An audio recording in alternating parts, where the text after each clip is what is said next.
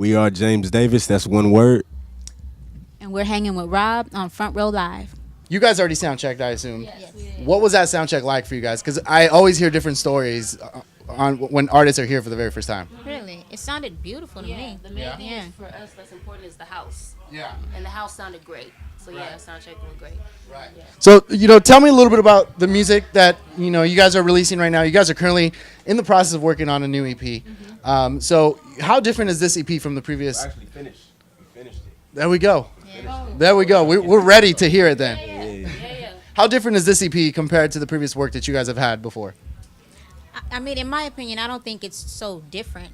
I just think we're elaborating on what we did. Okay. Yeah, that's how I feel about it. I think we always want to tell stories. I think we continue to do that with this work.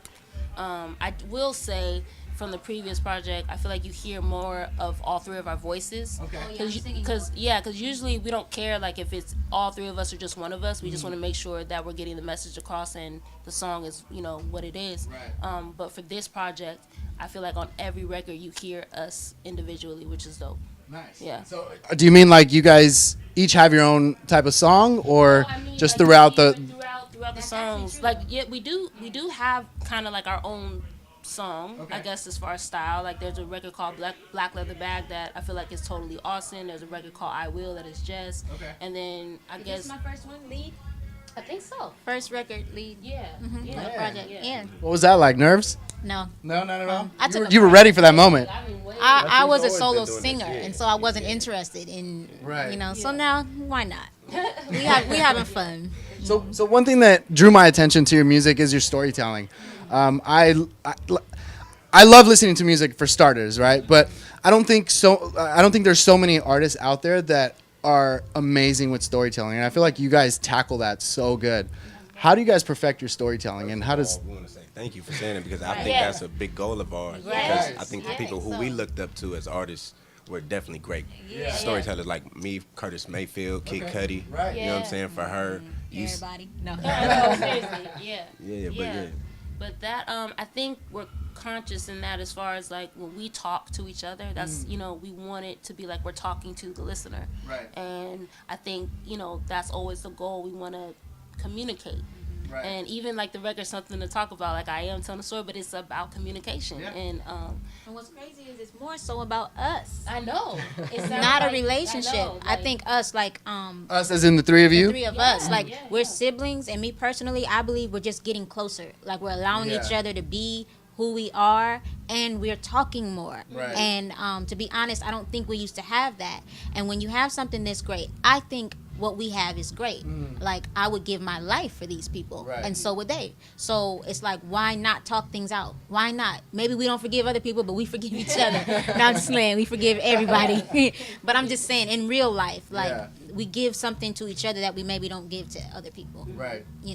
That type of grace. It's cool that, like you kind of mentioned, like conversation. Like it's cool that you get that kind of vibe. It feels like you're not even trying to kind of sing the lyrics. It's just naturally coming out. He So always says that. We're in the studio and like I'll go in and he'll be like, "You singing? Stop singing." I'm like, "I don't get it." He's like, "No, for real. Like you're singing. Just stop." And Something to Talk About was one of those records where I had to not sing it. It was like I had to just communicate it. Right. And so he walked me through all those verses because I literally was just like, I'm not getting what you're saying. She He's got like, it. "Talk to me." Sometimes she just be thinking too much. She great at what she do. She just sometimes I just tell her just go. Stop. And stop thinking. you're trying to perfect it, but then it kind of kills the vibe. Yeah, and I think he's taught me so much with that because it really is a feeling. Like I feel everything he does, and that's what I want all of our music to feel. Right. Yeah. So nowadays, like there's so many different new genres of music, but I feel like what you guys are doing, I don't think it's even a genre because it's like I feel like it's just a style of singing. First of all, So Yeah, we like you. we're on a roll here tonight. we only wanted to produce and songwrite, so Yeah. we went by the name No Labels, Yeah. Just Music. Right. You know what I'm saying? Like no genres, no like. Do you like it? Yeah. Do you feel it? Yeah. Are we saying something that you can relate to? That's what's important. I don't know if anybody actually goes on their playlist and just selects a genre. Like I feel like everybody has so many different types of, you know what I mean? Like I get it to make sense of it, you have to put it somewhere. But I don't think anybody cares. I'm gonna be real with you. I have no I listen to Spotify. That's why I listen to my new music. Exactly. But to this day, I still have no playlist because this morning I woke up wanting to listen to country music, and then like yesterday I listened to punk. So it's like I don't feel like you should kind of keep music in a bubble just because like you guys alone have, you guys have Fleetwood Mac, you guys have like Coldplay, you guys have Kings of Leon, you have Mary J. Blige, and then like those are like inspirations, influences, and then you create something so completely different from what they're doing. So Facts. crazy, but how do you guys mesh those kind of influences into the music that you guys create? Do they even come into the studio with you guys when you guys come in? I think it comes out when we perform. Okay. This is gonna sound so funny, but like obviously I love Aretha and Mary, but then I'll listen to like there's this song called TTG, Kevin Gates and Youngboy. I'm listening to that. I'm listening to Lil Boosie, Set It Off still. And like when I get on stage, I have moments where I'm feeling like that. Right. Like, but I would never make no song like that. Like, Who gets the Coldplay moment and starts like having their arms out, like dancing around? I think that's why.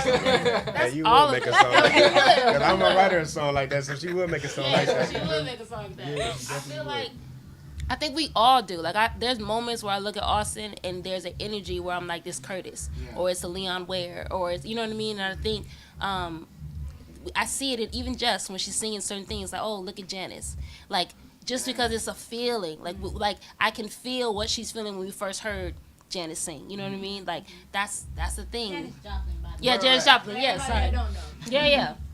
But I think we all have moments. I think it even depends on the city too. Cause like I'm gonna be honest, we were in Portland.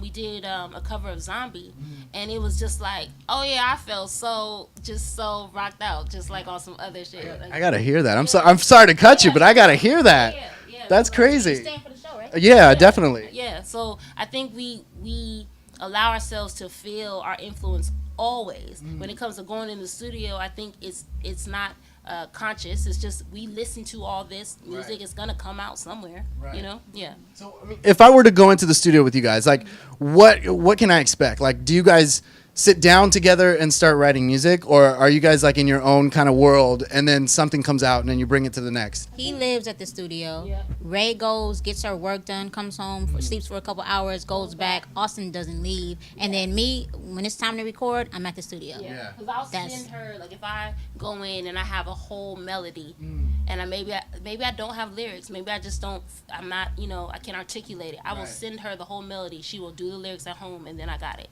Same with Austin. He'll come in with the whole song done and be like, yeah, but I need you to sing it.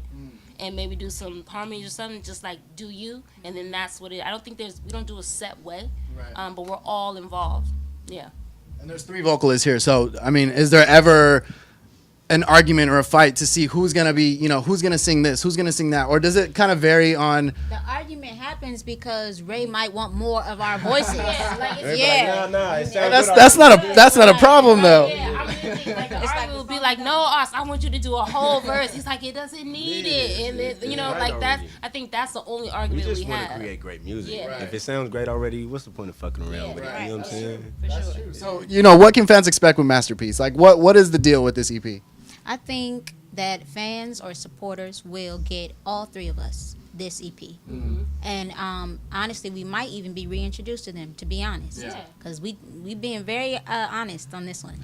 So, yeah. All right, so you just added another question for me because you're being honest on this. Vulnerability plays a major role on that. You're opening up even more to your audience, but yet it's almost like spoken word in a sense. So, is that comfortable for you guys, or was that something you guys kind of struggled to get vulnerable in the studio? I had to learn to not be so vulnerable.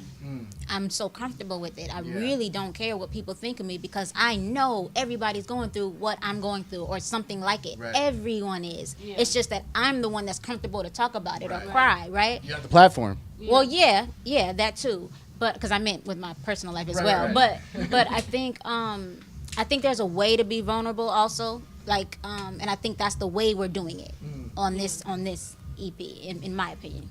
Yeah. I think I had to, honestly, when I'm creating, I don't think about other people listening to it, which is hilarious because that's what's going to happen. But like we said, we want to tell the truth.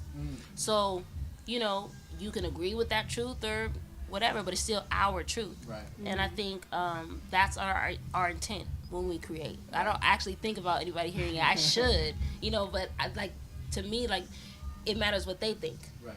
When I first do something, like, I'll be like a little nervous, honestly, to play Awesome and Just sometimes, just because I know they're my other perspective. Yeah. And you know what I mean? And they're also me. So, yeah. If anything, I'm worried about that, but yeah. Biggest challenge in being Jamesdavis. What would you say that is? Honestly, keep it a buck. The fact that we're siblings, but then also that's why I know we'll never break up. Like, I really believe that even when we go off and we do our own things, we will always be Jamesdavis. Right. And the only reason why I say because we're siblings is because, like you said earlier, it's no like eggshell walking. No, like we are siblings. We don't treat each other like coworkers, and that does make it difficult sometimes. Yeah. But it's also why I'm doing it. Right. Yeah. Same for the both of you. Most definitely. Yeah. Because we, like she said, we're very honest. So like we don't sugarcoat things, and sometimes you don't want to hear certain things, but you got to tell the truth. Yeah. And then, honestly, it's like I can get some of the greatest songwriting over here. I can get some of the greatest vocals over here. You know what I'm saying? So it makes sense. Like, why wouldn't I want to do it with my family? You got the full package. Like, what else do you need? Yeah, totally. Awesome. Well, Masterpeace, what's the deal with that? When is this dropping? Is it 2019, summertime? What can we expect? May 10th?